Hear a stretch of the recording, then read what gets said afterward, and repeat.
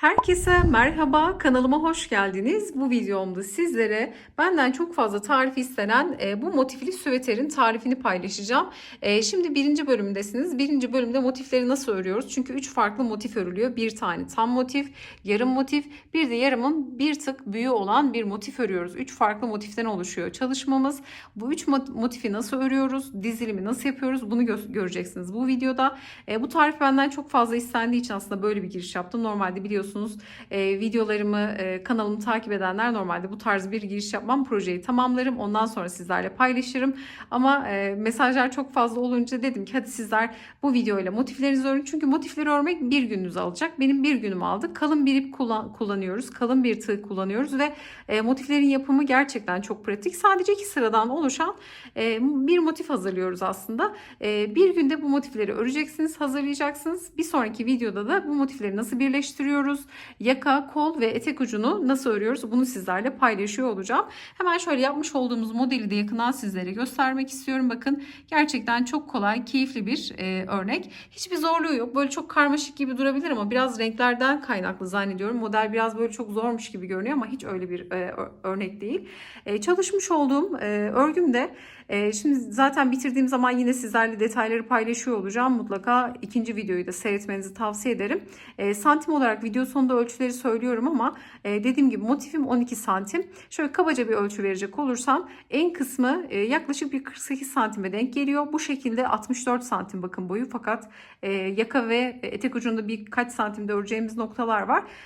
Maksimum bir 70 santime kadar uzar diye tahmin ediyorum boy kısmı. Sizler kendi bedeninize göre ayarlayabilirsiniz. Nasıl yapacaksınız? Motif santimiyle oynayacaksınız. Eğer bedeniniz küçükse burada ben üçlü trabzanlar çalıştım. Örneğin 36-38 bedeni yapacaksanız hiç sayılarla oynamayın. Sadece trabzanlarınızı ikili trabzan olarak çalışın. Yani ben 3 defa da yukarı çıktım. Videoda bunları gösteriyorum sizlere. Yani üçlü trabzan değil, ikili trabzan yaparsanız motifi küçültmüş olursunuz. Ya da farklı bir yöntemde ipinizi ince tutabilirsiniz. Bedeni küçültmek istiyorsanız.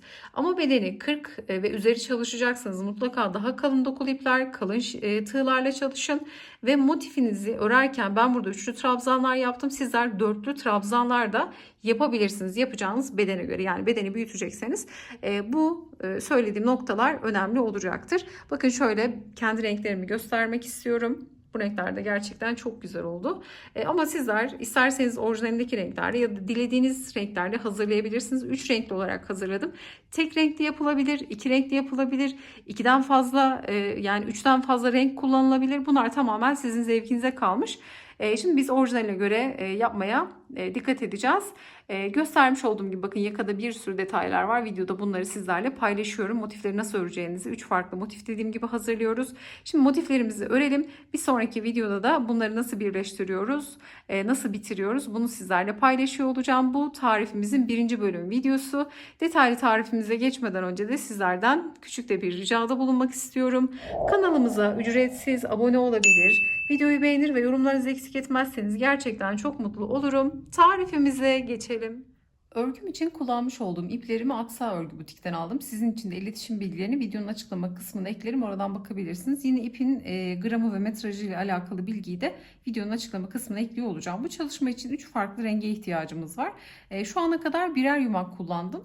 Fakat video sonunda ne kadar ip gittiğini de en son sizlerle paylaşıyor olacağım. Şu ana kadar dediğim gibi 3 yumak yeterli oldu. Şimdi burada motiflerimi hazırladım. Sizler isterseniz motiflerinizi örerken de birleştirebilirsiniz ama ben motifleri tamamen hazırlayıp en sonunda birleştirmesini yapacağım. Yeni başlayanlar için bunun daha kolay olacağını düşünüyorum. Çünkü çok kolay, basit bir örneği var modelin. Hiçbir zorluğu yok. Sadece biraz renkli bir çalışma olduğu için sanki çok karmaşık gibi gelebilir ama hiç öyle değil. Ne kadar kolay olduğunu da sizler göreceksiniz. Zaten motiflerin hazırlaması da çok kolay. 2 sıradan oluştuğu için çok da çabuk bitiyor. Fakat buradaki yapacağımız tek şey kalın dokulu ipler kullanmanız gerekecek. 2 sıradan oluştuğu için eğer elinizde ince ipiniz var ve bu çalışmayı yapmak istiyorsanız mutlaka trabzanları uzun uzun çekmeniz gerekiyor. Ben üçlü trabzan çalıştım bu motifleri. Videoda da birkaç farklılık var. Bunları da göstereceğim sizlere, detaylı olarak paylaşacağım şimdi motif yapımında. Şimdi motif sayısından bahsedeceğim. Bakın 3 tane farklı rengimiz var. Şimdi sizler renginizi modeli bitirdiğim zaman da hangisini kaç tane yaptığımı burada söylüyorum. Örneği zaten gördünüz. Örnekte sizler renklerinizi nasıl değiştirmek istiyorsanız o şekilde değiştirip sayılarınızı kendinize göre de ayarlayabilirsiniz. Şimdi buradaki bakın sarı rengimden toplamda 12 tane motif hazırladım. Buradaki yeşil rengimden 14 tane motif. Buradaki krem rengi olan ipimdense yine 12 tane motif hazırladım. Yarım motiflerden bakın kremden 7 tane yarım motif yapacağız. Bu sarı motiftense 10 tane yapacağız. Bakın şurada üçgen motiflerimiz var. Burada bir kez daha söylemek istiyorum. 12 12 12 12 yaptık motiflerimizi. Yeşil rengini 14 tane, yarım olan krem renkli motifleri 7 tane, sarı olan yarım üçgen motifleri de 10 tane hazırladık. Bir de bakın 3 tane farklı motiften oluşuyor. Bir tanesi tam, bir tanesi yarım, bir de yarımın bir fazlası. Bakın şöyle bir motif, yani yaka düşürme gibi çalışılmış. Hatta şöyle telefon alıp göstereceğim özellikle. Bakın şurada. Bakın buradaki omuz kısmında şöyle göstermek istiyorum. Bakın burada şu motifi kullanmışlar. Yani yarımdan biraz daha fazla örmüşler bu kenarı. Bunları da omuz kısımlarına denk getirmişler. Sizler renginizi sayarak da buradan şöyle göstereyim. Bakın ekran görüntüsü de alabilirsiniz isterseniz bu aşamada durdurup. Modelin orijinali bu. Çok da basit bir mantığı var. Aslında böyle sanki kolları kavisli, yakada çok fazla işlem var gibi ama hiç öyle değil. Adım adım sizlerle paylaşıyor olacağım. Bakın ön kısımda da modelimiz bu şekilde. Sizler dediğim gibi rengine göre motif sayınızı kendiniz de belirleyebilirsiniz. Ben bu renklerde hazırladım. Motif sayılarını da sizlerle paylaşmış oldum. Şimdi bunları tek tek öreceğiz. Şimdi buradaki motifi birlikte öreceğiz. Bu yarım motifi birlikte öreceğiz. Bunu da yine birlikte örerek önce motif kısmını tamamlayacağız. Sonra motifleri bir araya nasıl getiriyoruz? Bunu sizlerle hemen paylaşıyor olacağım. Kullanmış olduğum ipliği şöyle yakından sizlere göstermek istiyorum. Kalın dokulu, hafif de böyle bir bukle görüntüsü var ipin. Oldukça güzel. Tığ numaram da 6,5 milim. Elim gevşektir. 6,5 milim tığla öreceğim. İp de dediğim gibi kalın bir iplik ama eliniz sıkıysa mutlaka tığ numaranızı büyütmenizi tavsiye ederim. Bu çalışmayı 7 milim hatta 8 milimle dahi örebilirsiniz eğer eliniz sıkıysa. Daha farklı ipler kullanırsanız da yine elinize göre, ipinizin inceliğine, kalınlığına göre, örmenizin sıkılığına, gevşekliğine göre kendi tığ numaranızı belirleyebilirsiniz. Şimdi işelik olarak sihirli halka ile başlangıç yapıyoruz. Aramızda yeni başlayanlar varsa sihirli halka nasıl yapılır? Daha önceden çok detaylı bir video paylaşmıştım. O videonun linkini aşağı açıklama kısmına eklerim. Oradan bakabilirsiniz. Sihirli halkamızı oluşturduk. Eğer sihirli halka yapmayı bilmiyorsanız burada 5 zincir çekerek de zincirle de bir halka oluşturabilirsiniz. Şimdi sihirli halkayı yaparken bir tane zinciri çekiyoruz burada. Şimdi bu bir zinciri 2, 3, 4'e tamamladık. İpi tığıma doluyorum. Halkamızın içerisine batıyoruz. Buradan ilmek çıkarttık. İlmekleri de çıkarırken birazcık böyle esnetiyorum bakın. Çok kısa kısa bırakmıyorum. Birazcık da uzatarak, dediğim gibi elim gevşek olduğu için. Çünkü ördüğüm santime yakın bir ölçü elde etmek isterseniz bu detayları da belirtmekte fayda var. Şimdi tığıma doluyorum. 3 ilmek var bakın. İlkini tek örüyorum. Tekrar doladım. İkisini birlikte. Tekrar doladım. İkisini birlikte örerek burada bir üçlü trabzan ördüm. Tığıma tekrar doluyorum. Halkamızın içerisine batarak ilmeğimizi çıkartıp bir miktar uzatıyorum. Doluyorum. İlkini tek, tekrar doladım. İkisini birlikte, tekrar doladım. İkisini birlikte örerek üçlü trabzanlarımızı hazırlıyoruz. Bu aşamada eğer çok hızlı ördüğümü düşünüyorsanız videoyu yavaşlatabilir ya da tam tersi hızlandırarak da seyredebilirsiniz. Şimdi baştaki 4 zinciri de bir tane üçlü trabzan kabul edeceğiz. Baştaki 3 zincirle birlikte toplamda 12 tane trabzanımız olacak. Şimdi hiç kesmeden örelim. 2, 4, 6 tane yaptık. Şimdi 7, 8, 9, 10, 11 ve 12.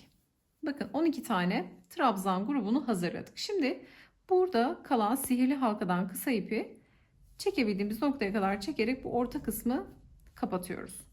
Kapattıktan sonra baştaki zincirli noktaya hiç dokunmuyoruz. İlk ördüğümüz, bakın baştaki 4 zincire hiç dokunmadan ilk ördüğümüz trabzanın direkt tepesine batıp kısa ipi de gizleyerek örmek istediğimiz için tığımızın üzerine alıyoruz. Bu noktadan ilmek çıkarttık. çıkardığımız ilmeği bekleyen ilmeğin içinden geçirdik. Şimdi bağlantı yaptık. Bu kaydırma noktası zincirin tepe boşluğunu vermiş oldu. Bakın zincire hiç dokunmadık. Şu kaydırma zincirin tepe boşluğunu verdi. Şimdi böyle içe kıvrılmış gibi durabilir. Hiç bu noktada tedirgin olmayın. Şimdi yukarı çıkarken düzelecek. Şimdi burada 1, 2, 3, 4, 5, 6, 7 zincirle başlıyoruz. 7 zincirden sonra 1, 2 kez tığıma ipi doluyorum. Kaydırma yaptığım ilk trabzanın boşluğuna geliyorum. Bakın şu an ilk trabzanın tepesindeyim. Aynı boşluğa geliyorum. İlmek çıkarttım. Şimdi 4 ilmeğim var. Tığıma doluyorum. İkisini birlikte. Tekrar doladım. İkisini birlikte. Tekrar doladım. İkisini birlikte örerek yine üçlü trabzan ördüm. Fakat iki kez dolayarak yaptım. Köşe olduğu için bakın. Örgümüze köşeyle başlıyoruz. Sonra arada bir zincir var.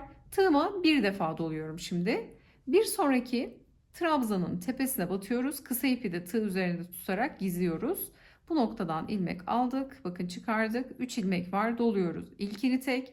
Tekrar doladık. İkisini birlikte. Yine doladık. İkisini birlikte örüyoruz. Arada bir zincir var. Tığıma doluyorum. Ve bir sonraki trabzanın tepesine batarak tekrar bakın bir seferde doladım. Önce bir, sonra iki, iki de çektiğim üçlü trabzanı hazırladım. İki tane bundan yaptıktan sonra şimdi iki kere dolayarak yaptığımız köşeyi oluşturacağız. Ama geçişlerde yine bir tane zinciri unutmuyoruz. Bir zincir. Şimdi yine iki kez doladık. Geldik bir sonraki boşluğumuza batıyoruz. Bakın her bir trabzanın sırasıyla batacağız. İlmek çıkarttık. 4 ilmek var. Doluyorum 2, tekrar doladım 2, tekrar doladım 2 şeklinde çekerek üçlü trabzanı hazırladım. Daha bakın yukarı doğru yüksek oluyor diğerlerine nazaran. Köşe olduğu için bu şekilde yapmak istedim. Sizler isterseniz tamamen direkt üçlü trabzanda çalışabilirsiniz. Eğer ipiniz ince ise ben burada iki kere dolayarak bu üçlü trabzanları yaptım. Üç kere dolayarak dörtlü trabzan da yapabilirsiniz. Daha uzun, daha motifi büyütmek isterseniz bakın bunlar önemli püf noktaları. Motifi büyütmek isterseniz iki kere değil üç kere dolayarak tamamını örün. Yine baştaki şey için de geçerli, trabzanlar için de geçerli. Motifi büyütmenin yani burada iki yöntemi var. Sıra sayısıyla oynamayacaksanız eğer. İki sırada motifi hazırlayacaksanız ipi daha kalın kullanabilirsiniz. Tığ numaranızı büyüterek motifi büyütebilirsiniz. Bir de buradaki trabzan uzunluklarını çoğaltarak yani ben örneğin iki kere doladım. Sizler üç kere, dört kere de dolayabilirsiniz. Bu şekilde de motif uzayacaktır. Ama çok ince iplerle, çok böyle uzun uzun trabzanlarla çok file bir görüntü oluşur. Bunu da belirtmekte fayda var. Şimdi iki zincir. Yine bakın iki kez doluyorum köşe olduğu için. Şimdi köşe olduğu için aynı boşluğa geliyorum. İlmek çıkarıp 2 2 2 örerek köşeyi hazırlıyorum. Bir zincir tığıma doluyorum ve bir sonraki boşluğuma batarak ilkini tek, ikisini birlikte örerek üçlü trabzan örüyorum. Bir zincir, bir sonraki boşluğuma batarak yine 1 2 2 de çıkıyorum. Bakın motif bu şekilde oluşuyor. Şimdi bakın döndüğümüzde şu kıvrılma tamamen ortadan kalkacak. Yine bir zincir hiç kesmiyorum. Zaten iki sıra olduğu için motifimiz. Tığıma doladım ve hemen geldim. İlmek çıkarttım. Bir sonraki boşluktan 2 2 2 de çıktım köşe olduğu için. Şimdi köşe için 2 zincir. Diğer noktalarda bir zincir. 2 kez doluyorum. Aynı boşluğa geldim. Tekrar 2 2 2 de yukarı çıktım. Şimdi yine bir zincir tığıma doladım. Bir sonraki boşluğa bakın bir defa doladım. 1 2 2 de çıktım. Trabzanı ördüm. Bir zincir tığıma doluyorum. Bir sonraki boşluğa battım. Önce 1 sonra 2 sonra 2 de çıktığım trabzanı ördüm. Tekrar bir zincir. Şimdi köşe olduğu için bakın bunu iki kere tekrar ettikten sonra köşe geliyor. İki trabzan iki kere doladım. Şimdi bir sonraki trabzana batıp 2 2 2 de çıktım. Köşe için 2 zincir. 2 kez doladım. Aynı boşluğa geliyorum ve yine ikişer ikişer yukarı çıkıyorum. Bir zincir. Bakın son trabzan kaldı burada. Son boşluk. Bunu da 1 2 2 şeklinde ördüm. Tekrar bir zincir. Şimdi artık son trabzanı örüyoruz. Bunları nasıl yapıyoruz? Tığıma doluyorum. Burası önemli. Şimdi şu kaydırma boşluğuna direkt batabilirsiniz ama boşluk oluşuyor. Burada dördüncü zincir şurası bakın. Dördüncü zincirin şöyle tığımın ucuyla açıyorum içini. Hem dördüncü zincire batıyorum hem de kaydırma yaptığım boşluğa batıyorum. Buradan ilmek alarak İlkini tek, ikisini birlikte örüp aradaki iki trabzanı hazırlamış oluyorum. Bitirirken de bir tane zincirimi çekiyorum. Şimdi keseceğim bakın. Şimdi ipimi bir 10 santim kadar kestim. Direkt zincirden ipimin ucunu çıkarttım. Şimdi bu haldeyken ne yapıyorum? Şöyle de düzeltelim. Bakın orta kısmı düzeldi. Şimdi bu ipi buraya bağlantılayacağız. Burada 7 zincir vardı. Biz şu trabzandan geriye doğru saydığımızda 1, 2, 3. zincire batıyoruz. Bakın 3. Zincire battım. Buradaki ipi arkadan battım. Bakın önden arkaya doğru ipi geçiriyorum. Sonra zincirin içinden ipin geldiği noktadan tığımla batıp ipi arkadan öne doğru alıp buradan geçiriyorum. Bu şekilde hemen çeviriyorum. Sonra şu zincirin olduğu noktada bakın buradan tığımla batıp ilmek çıkarıp bir tane zincirle ipi burada kilit yapıyorum ki açılmasın. Bu arada kullandığım tığ numaram da 3 milim. Sonra bu ipi şöyle aralardan geçirerek böyle zincirin arkalarından geçirerek şu trabzanın olduğu noktadan tığla gizliyorum. Ekstra bir bakın gizlemeye gerek yok. Burada da zaten ipi yeteri kadar gizlemiştik. Şu ipi de güzelce temizleyelim. Şimdi bakın motifi el ütüsü yapacağız. Böyle bozulması gayet normal. Şimdi elimizle açtığımız zaman dört köşeden şöyle motifi görüyorsunuz bakın.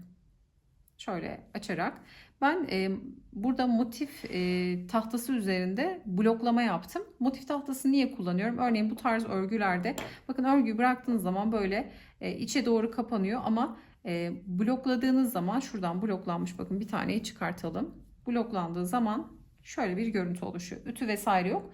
Bloklandığı zaman bu şekilde görünüyor bakın. Bunları da bloklamıştım. Bu şekilde daha açık duruyor.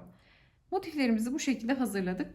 Sayıları zaten motif sayılarını başta söylemiştim. Şimdi motiflerimizi tamamladık. Burada kareler tamamlandı. 3 farklı renkte. Şimdi yarım olan üçgen motife geçeceğiz. Hemen şöyle bunu da alıp göstermek istiyorum. Bakın bunları da yine blokladım. Bunların kısa iplerini henüz gizlemedim. Bunları da gizleyeceğim. Şöyle göstermek istiyorum bakın. Şimdi üçgen motifi yapacağız. Üçgen motif için burada bakın hemen şöyle göstereceğim. Tabi bir tersten bir düzden örüyoruz. 2, 4, 6, 8, 9 tane trabzan örüyoruz. 9 trabzanı ördükten sonra 5 zincir çekip örgümüzü çeviriyoruz. Burada bakın ilk boşluğu atlıyoruz. Zincirin boşluğu olduğu için. Burada yine üçlü trabzanları örüyoruz. Bir sefer dolayarak ördüğümüz. Aralarda yine bir zincir var. Köşeyi oluşturuyoruz. Şu kısımda bakın başlarken 1, 2, 3, 4 trabzan. Sonra köşe bitirirken de yine 1, 2, 3, 4 trabzan oluyor. Şimdi bunu örerek gösterelim. Daha net anlaşılsın. Belki bu şekilde örgü bilenler yani şunu gösterdiğim zaman örgü bilen bunu çok rahat yapar. Gözü kapalı yapar ama örgü bilmeyenler için adım adım göstermekte fayda var. Yine sihirli halka ile başlıyoruz. Hemen 1, 2, 3, 4 zincirle yukarı çıktık. Tığımıza doladık ve halkamızın içerisine gelerek 9 tane üçlü trabzan örüyoruz. Baştaki gibi bir defa dolayarak önce 1, 2, 2 şeklinde çekerek 9 tane trabzanımızı hemen hızlı bir şekilde örelim. 2, 4, 5, 6, 7, 8 ve 9. 9 tane trabzanı ördük. Şimdi kalan sihirli halkadan ipi çekiyorum ve bıraktım. Burada bakın birleştirme yapmıyorum. Açık kalmalı. Yarım motif olduğu için açık kalacak. Şimdi 1, 2, 3, 4, 5 zincir çekip örgümü ters çeviriyorum. Tığıma doladım. İlk boşluk zincirin boşluğu olduğu için dokunmuyorum. İkinci boşluğa batarak hemen ilkini tek, ikisini birlikte örerek üçlü trabzan örüyorum. Bir zincir, tığıma doluyorum. Bir sonraki boşluğa batarak yine üçlü trabzanımı ördüm. Bu üçüncü bakın. Tekrar arada bir zincir. Şimdi dördüncü trabzanımı örüyorum. 1, 2, 3, 4 oldu. Şimdi buradaki sivri artırma köşesini yapacağım. Bir zincir. Şimdi iki kere doluyorum. Ve geldim bu noktaya. İlmek çıkarttım. 2, 2, 2 de çıktım. 2 zincir. 1, 2 kez doladım. Aynı boşluğa geliyorum. Ve 2 şer çıktım. Bakın 2, 2 çıktım. Trabzanı ördüm.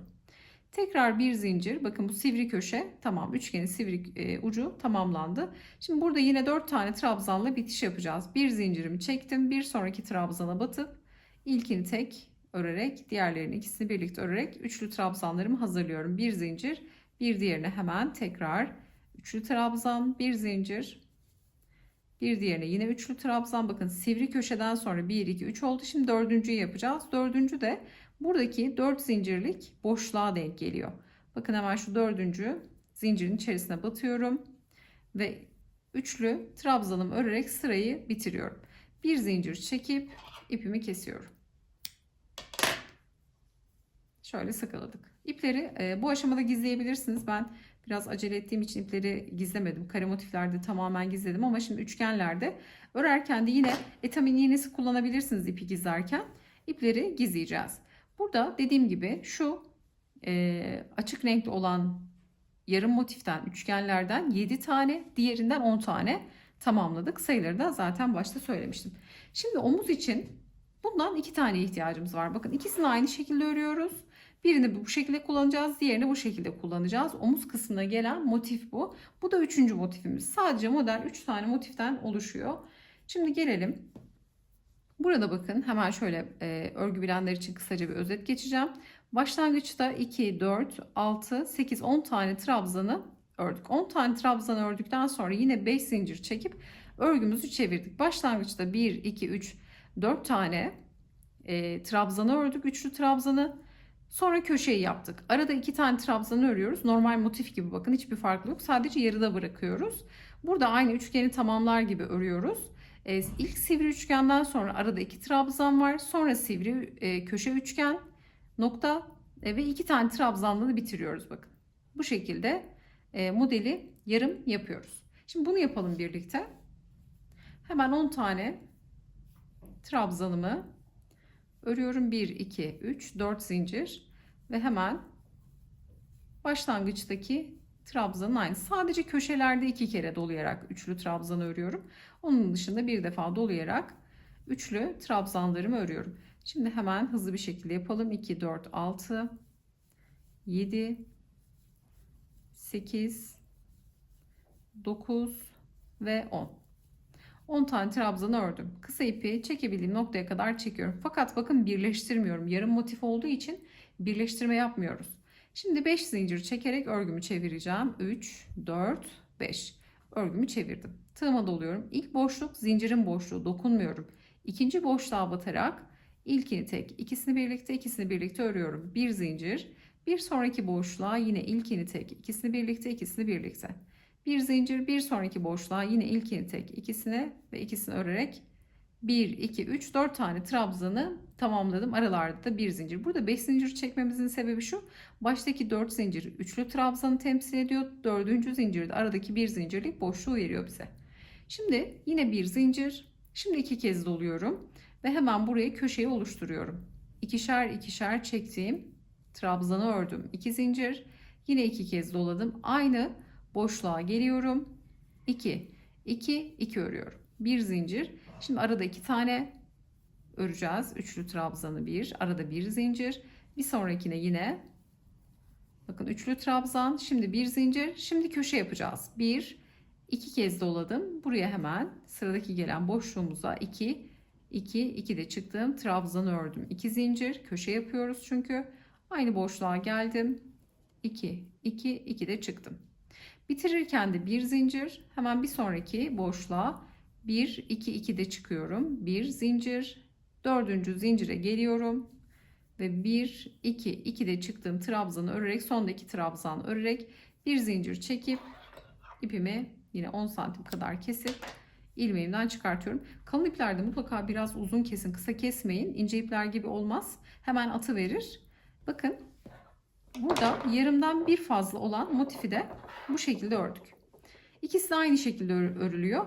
Birini bakın şöyle omuz kısmını düşünün. Şurada birleştireceğiz. Bu kenar birinci kenar, ikinci kenar şurada. İkinci kenardan sonra bakın 2 tane bir zincirlik boşluk kalıyor bu aşamada. Bu buraya bakarken diğerini de bu şekilde kullanacağız. Omuzlardaki kısmı vermiş olacak. Hatta şöyle hemen göstermek istiyorum sizlere. Bakın şöyle gösterecek olursam buradaki, yani şu omuza gelen kısımdaki yarım motifler. Şu zaten, bunu ortadaki yarım üçgeni yaptık. 2 tane böyle farklı bir motif var. Toplamda 3 tane farklı motiften oluşuyor. Biri tam, biri yarım, biri yarımın bir fazlası olacak şekilde motiflerimizi hazırlamış olduk. Sayıları da zaten söyledim. Şimdi artık motiflerimiz hazır. Bunları birleştirme aşamasına geçelim. Motiflerimizi bakın yerleştirdim. Şimdi yavaşça göstereceğim. Nasıl yerleştirdiğimi isterseniz durdurup sizler de yavaş yavaş yerleştirebilirsiniz. Sayıları zaten söylemiştim. Şimdi motifimizin santim olarak ölçüsünü verelim. Burası önemli. Motifimizin ölçüsü 12 santim. 12 kare bir motif elde ettik. Diğerlerini de zaten yarım ve diğer omuza gelecek motifleri de sizlerle paylaştım. 12 santim bir kare motif elde ediyoruz. Şimdi beden ayarlamasını yaparken motif santiminize çok önemli. Ben şimdi burada ölçtüğüm zaman şu geniş kısmı, tabii henüz birleştirmedik. Birleştirdikten sonra ölçüyü de söyleyeceğim sizlere. Şöyle kabaca söyleyecek olursam, zaten bu böyle biraz salaş bir çalışma olması lazım. Bunu 38, 42 çok rahat giyer diye düşünüyorum. Şu kısım uçtan uca ölçtüğüm zaman yaklaşık bir 48-49 santime denk geliyor, ama birleştirdiğimiz zaman bir tık toplama yapabilir. Ya da yani en son zaten ölçüsünü sizlerle paylaşırım. Şöyle kabaca söyleyecek olursam 48 santim. Boyu da şu hemen başlangıçtan motif kısmı, bakın daha henüz boy kısmını ve etek ucunda bir miktar örgümüz olacak. Bunun ölçüsü de 64 santime yakın oluyor. Bir 65, yani 70'e yakın bir boy ölçüsü elde ederiz diye tahmin ediyorum. Ama dediğim gibi birleştirdikten sonra yine ölçü sizlere paylaşıyor olacağım. Burada önemli olan şimdi motifin dizilim noktası. Hemen şöyle telefonumu da yanıma alacağım. Şöyle göstermek istiyorum bakın sizlere. Burası arka dizilimi. Şimdi ben böyle dizdim. Şu kısmı özellikle göstermek istiyorum. Bakın boyun kısmını. Şunlar yarım motifler mesela, bakın. Burada ön kısımlara yarım motif geliyor. Şu arkada duran, tek ensede duran üçgen motif, omuzlara gelen motif, onların hemen önünde de yarım motifler var. Yani motif sayınızı benim gibi yapmışsanız tamam olmuş demektir. Zaten sayıları paylaşmıştım. Bakın burası örgünün orijinali. İsterseniz durdurup ekran görüntüsü alabilirsiniz. Özellikle bu aşamayı yavaş bir şekilde gösteriyorum sizlere. Hemen şöyle bir diğer fotoğrafa bakın. Öndeki fotoğrafa da bakacak olursak bunun da görüntüsü, yani motif dizilimi bakın bu şekilde birebir aynı dizilimi sağlamış olduk. Önden ve arkadan sizlere motiflerin nasıl dizildiğini göstermiş oldum. Şimdi bunları artık birleştirmeye geçeceğiz. Şunu söylemek istiyorum. Örgü bilenler zaten çok rahatlıkla yapacaklardır, ama örgü bilmeyenler için detay vermek de önemli. İsterseniz motifin son sırasını örerken yavaş yavaş birleştirerek örebilirsiniz rengine göre. Ben şimdi motifleri yerleştirdim. Tığla birleştirebilirsiniz. Etamin iğnesiyle dikerek birleştirebilirsiniz. Birçok farklı yöntem var. Bu aşamada istediğiniz yöntemi kullanabilirsiniz. Şimdi ben nasıl birleştiriyorum bunu göreceksiniz. Şimdi birleştirme kısmına geçelim. Birleştirmeye geçmeden önce burada videoyu bitireceğim. Sebebi de şu, bu model benden çok fazla istenmişti. Ben bir günde motiflerimi örüp hemen tamamladım. Çok çabuk bitiyor. Sizler bu videoyla önce motiflerinizi tamamlayın. Bir sonraki yayınlayacağım videoda da motifleri nasıl birleştiriyoruz, etek ucunu, kol kısmını, yaka oyuntusunu nasıl örüyoruz, İkinci videoda da o detayları sizlerle adım adım paylaşacağım. Umarım açıklayıcı olur. Bir sonraki videoda görüşünceye dek hoşça kalın, ama mutlaka videomuzu beğenmeyi, yorum bırakmayı, kanalımıza abone olmayı unutmayın.